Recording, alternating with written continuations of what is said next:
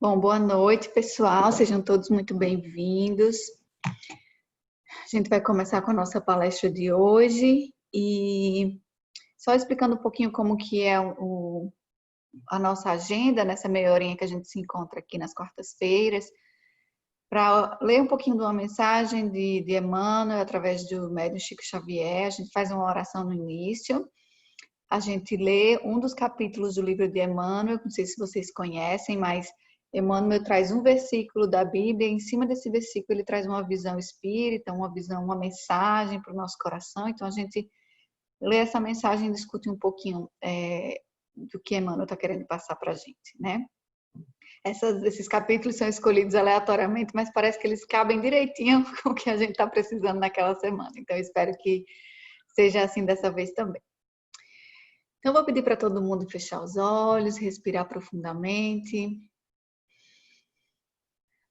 E vamos abrir esse campo de energia positiva com um agradecimento do fundo dos nossos corações pela oportunidade de estarmos aqui, de estarmos dedicando um tempo para o nosso coração, para a nossa alma em ouvir uma mensagem edificante.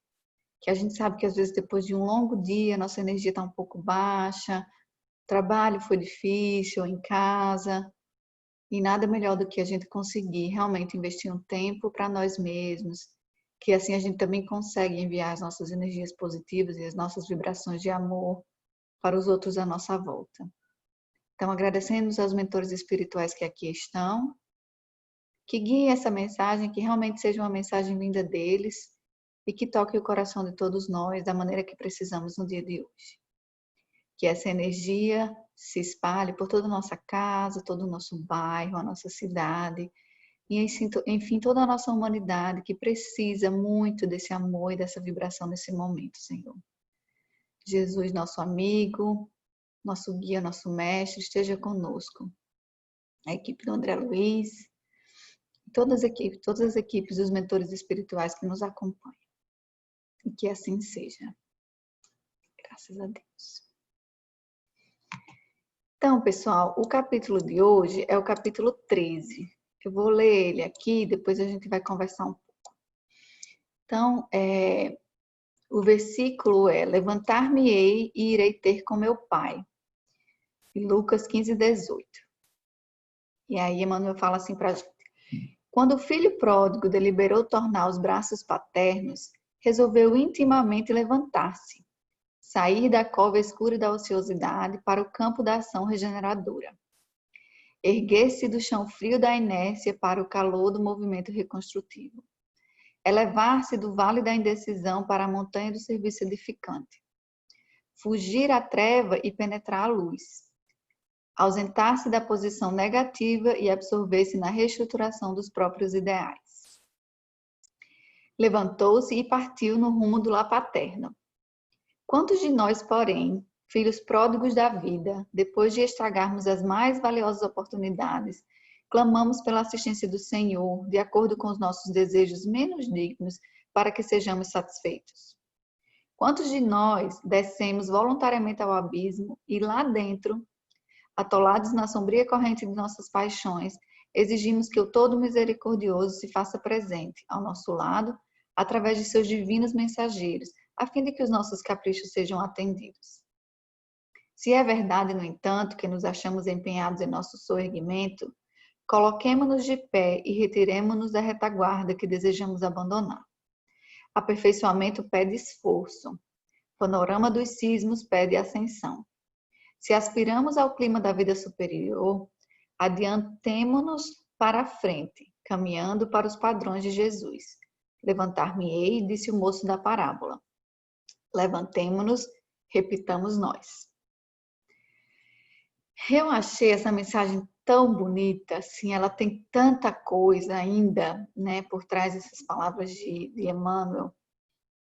Esse versículo foi tirado da parábola do filho pródigo, vocês devem lembrar, mas eu trouxe um pouquinho mais dela no próximo slide. Mas antes da gente chegar lá, eu queria só fazer essa reflexão, né, deixar um pouquinho mais aqui, porque essa mensagem é tão bonita, fala de tanta coisa, né? Essa primeira parte falando dessa iniciativa, né? Do filho pródigo dizer, ele fala bem claro, né? Ele levantou-se, né? Então ele teve que tomar esse primeiro passo, essa primeira iniciativa, sair daquela posição de inércia, sair daquela posição de status quo, de que tá tudo bem, ou se não tá tudo bem por alguma razão, eu não vou dar o braço a torcer e pedir ajuda, né? Para uma posição de levantar-se, de dar aquele primeiro passo. E aí, quando ele faz isso, quando ele dá o primeiro passo, ele vê essa oportunidade, né? Nesse do meio, nesse parágrafozinho do meio, não parágrafo, né? Nesse meio, ele fala um pouco do...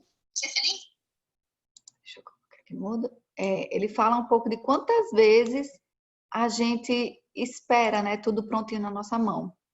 Quantas vezes a gente não dá esse primeiro passo, a gente segue o nosso próprio caminho e aí espera, né, que o Deus todo misericordioso faça a sua parte, quando a gente não faz a nossa. E aí no final é como se fosse um convite, né? Essa terceira parte é como se fosse um convite, né? Se a gente está empenhado mesmo a seguir um caminho diferente, vamos nos levantar, né? Vamos criar esse ambiente em que a gente se levanta. Então, acho que, de novo, tem tanta coisa aqui para conversar, mas, em resumo, eu tirei muita profundidade nessas palavras de Emmanuel explicando esse versículo. E aí, como eu falei, eu trouxe um pouquinho mais dessa passagem de Lucas, só para a gente relembrar, né, essa parábola do filho pródigo. Ele fala assim: eu vos afirmo que, de igual modo, há júbilo diante dos anjos de Deus por um pecador que se arrepende. Continuou: certo homem tinha 2 filhos. O mais moço deles disse ao pai: Pai, dá-me a parte dos bens que me cabe. E ele lhes repartiu os haveres. Passados não muitos dias, o filho mais moço, ajuntando tudo o que era seu, partiu para uma terra distante e lá dissipou todos os seus bens, vivendo dissolutamente.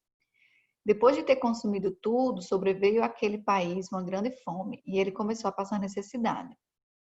Então ele foi e se agregou a um dos cidadãos daquela terra, e este o mandou para os seus campos a guardar porcos.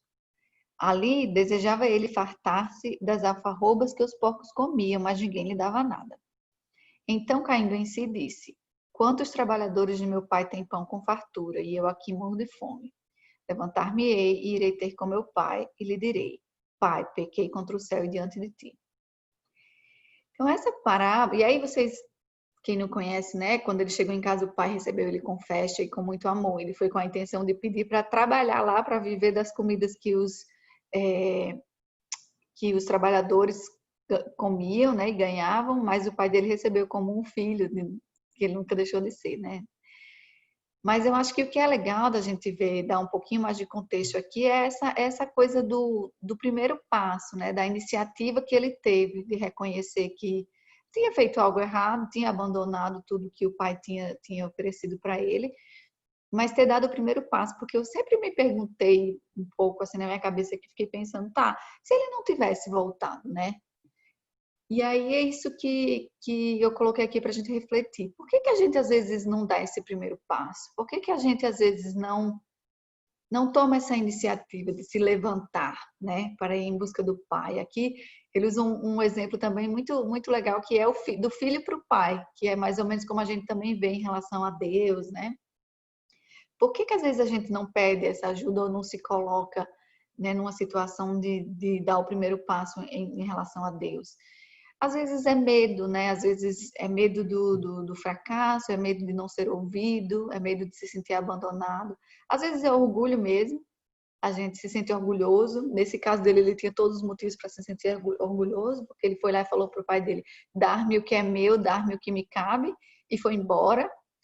Então ele poderia falar: não, então eu vou passar por todo o sofrimento em qualquer lugar, mas para o meu pai eu não vou voltar, né? Por causa desse orgulho.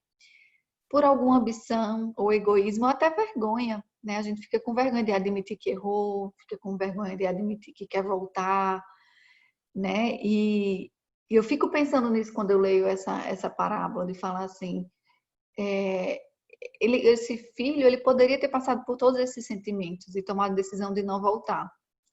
né? De não voltar para o lar paterno, como ele fala lá.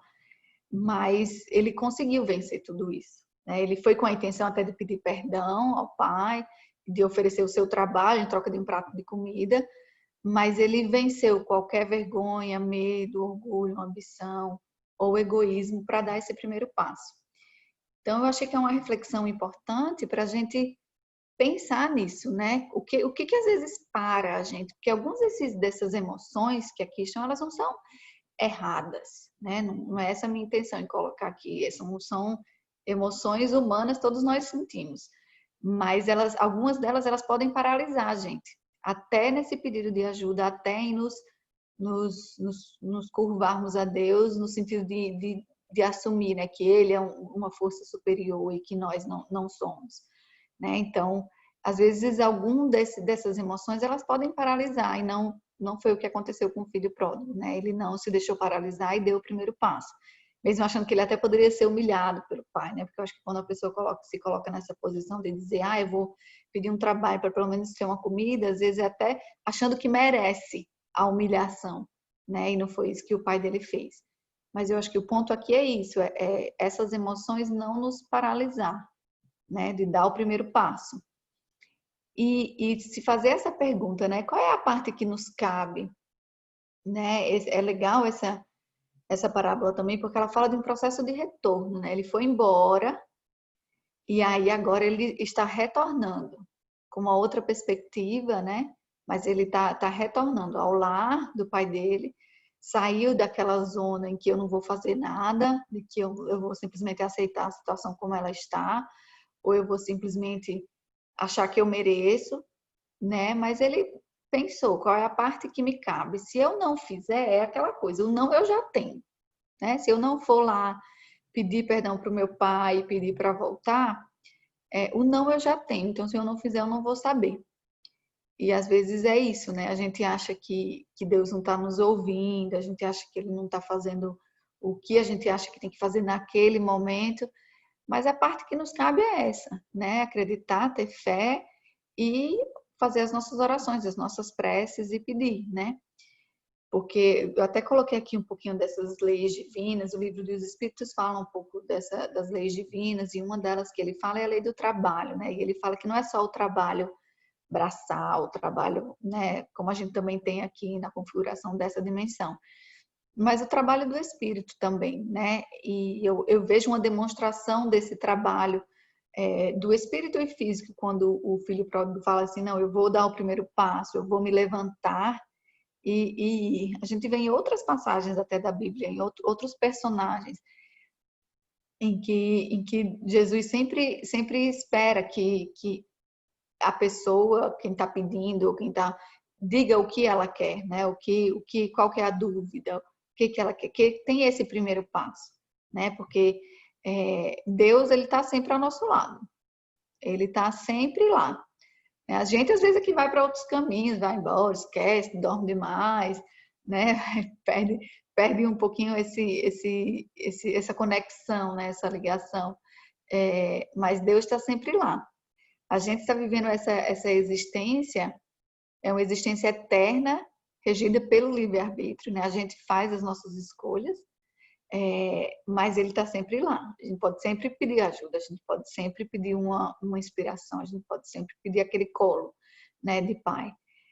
Eu trouxe essa foto que eu compartilhei um pouquinho, que eu vi até com algumas pessoas que vão no Evangelho. Eu falei lá, eu não sei se é verdade, mas eu achei tão bonitinha e casou um pouquinho com o que a gente ia falar hoje. Nem sabia que era essa mensagem hoje, e eu tinha falado sobre isso, ou foi na semana passada, não lembro. Mas eu vi na internet e nem tudo que a gente vê na internet é verdade, né? E eu não fui checar. Mas, como a história é bonita, eu vou falar mesmo assim, que eu acho que o sentido dela é verdadeiro, né? Que eu li que quando Michelangelo pintou a Capela Sistina, ele tinha colocado o dedo de Deus e o dedo do homem que representa Adão, que representa, né, o homem, a humanidade, se tocando, né? Como vocês veem aí na foto, nesse pontilhadozinho. E aí ele mostrou lá para as pessoas que encomendaram e elas falaram, não, tira o dedo tocando, coloca do homem um pouquinho mais baixo, o de Deus vai estar sempre estendidinho assim, para passar exatamente essa mensagem de que Deus está sempre com a mão estendida. A gente que tem que dar aquele pedacinho, né, de fé, de vontade, de sair do nosso coração. E aí ele botou o dedinho lá do homem um pouquinho mais baixo para dizer assim, para tocar mesmo a mão de Deus, tem que ter vontade, tem que querer. Né? E eu achei muito bonito, porque a mensagem é verdadeira, né? A imagem, a história por trás, eu não sei se é, mas a mensagem é verdadeira, que Deus sempre está lá, tá. Tanto que se a gente olha a foto mesmo, Deus está mesmo naquela posição de esticar o bracinho mesmo, né? E aí o homem é que dá aquela fraquejadinha no final, mas eu acho que às vezes a gente faz isso, a gente espera e às vezes não dá esse primeiro passo, porque às vezes a gente acha que não merece, ou a gente acha que é até uma obrigação nossa ter que passar por aquilo, né? Ter que passar por aquele sofrimento, ou ter que passar, né, enfim, por aquela situação. E pode ser até que seja, você tenha que passar por aquilo, pode ser até que seja que o merecimento não é seu ainda, mas isso não exclui o fato da gente dar esse primeiro passo, a nossa conexão, né, com Deus, com a espiritualidade. E sabendo que sim, a nossa vida ela é pré-planejada, ela é pré-desenhada, mas nada que as nossas boas ações, a nossa oração, a nossa fé, o nosso comprometimento também não possa mudar um pouco o curso das coisas, né? Eu mesmo, pessoalmente, demorei um pouquinho para entender isso. Eu achava assim, não, então eu tenho que passar por isso porque Deus quis assim, então tudo bem, então eu não vou fazer nada. Não é assim, né? Às vezes ele quer só aquele nosso passinho de fé, de mostrar que a gente acredita, que a gente vai tirar a mão e sair do volante e deixar ele conduzir, mas que a gente se conecta, né? Que a gente está fazendo a nossa parte. Então tem que dar esse primeiro passo. Né? Esse amor divino, ele existe.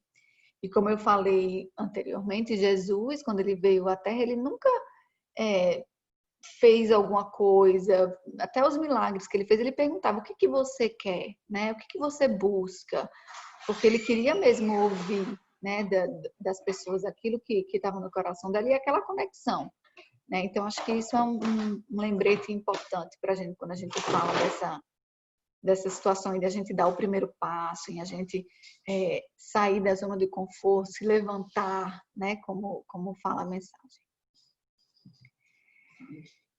E aí, o que é essa misericórdia divina que a gente vê, né? Eu acho bonito as palavras que ele usa aí, porque ele fala isso mesmo, né? Ele, para a gente retornar ao lar paterno, né? E como eu falei, eu acho poderoso essa parábola ser com essa comparação pai e filho, porque é isso, né? O que é um lar paterno? Né? Aquele lugar de aconchego, aquele lugar que as pessoas te conhecem, o seu pai, enfim, né?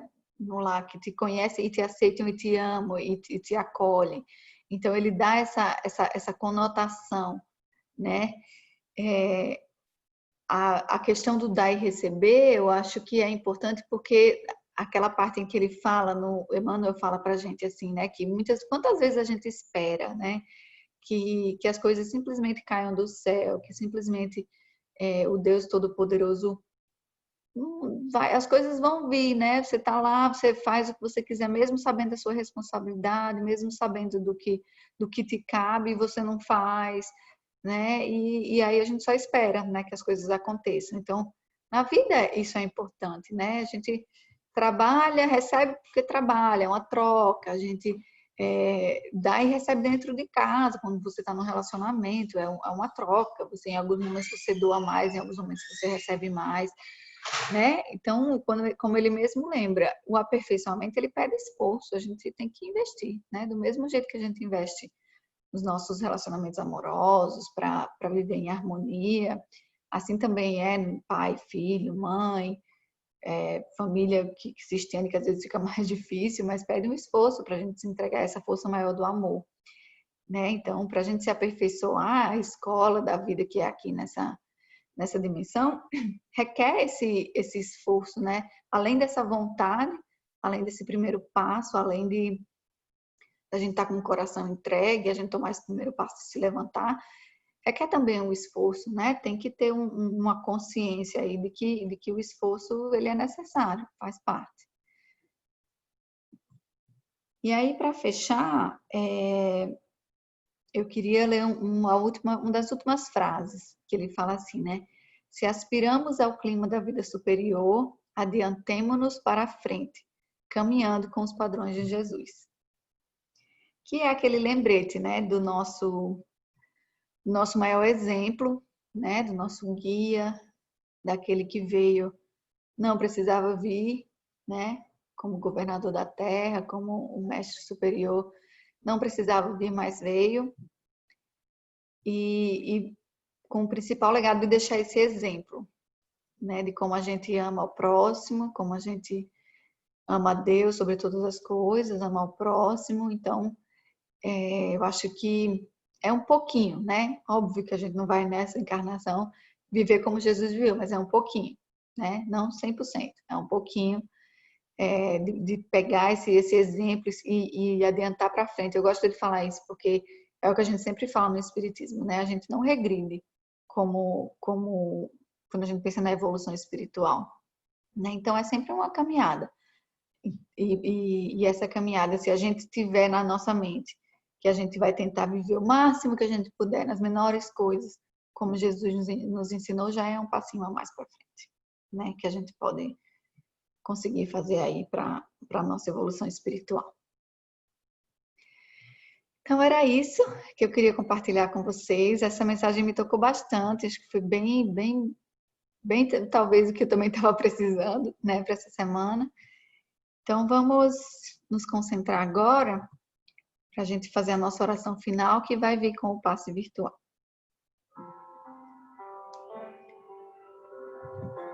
Então eu vou pedir para todo mundo fechar os olhos, descruzar braços, pernas, respirar bem fundo.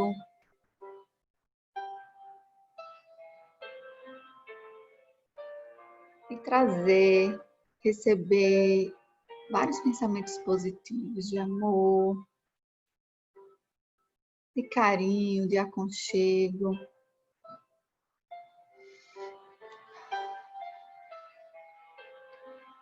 Agora imaginar que tem uma luz bem no topo da nossa cabeça.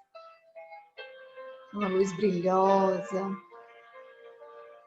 quase que prateada, tem um brilho. E quando essa luz vai descendo, a gente vai sentindo uma paz no nosso corpo, no nosso coração. Essa luz vai descer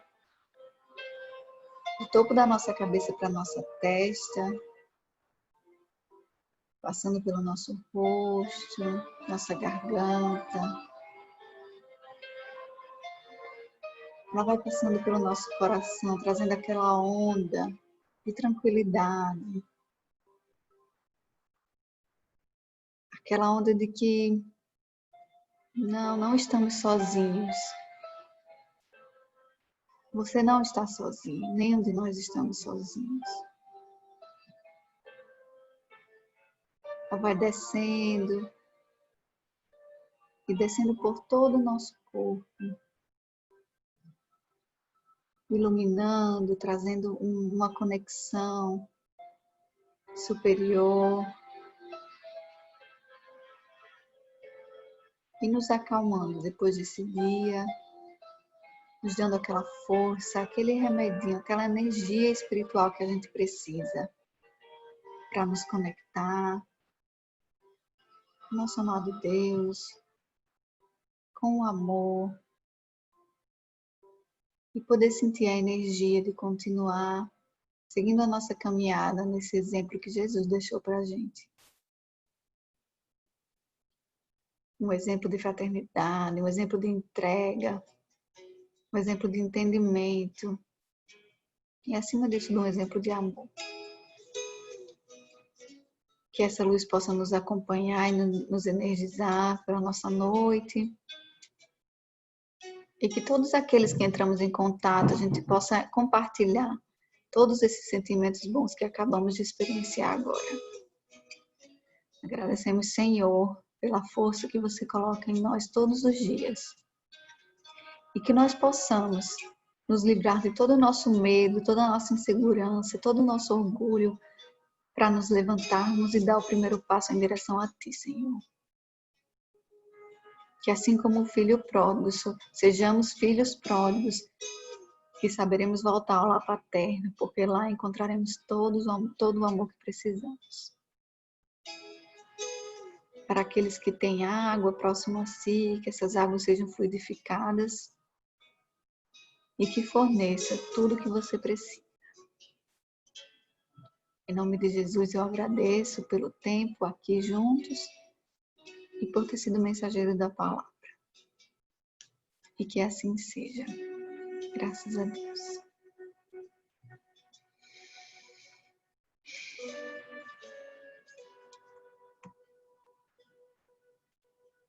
Obrigada, gente.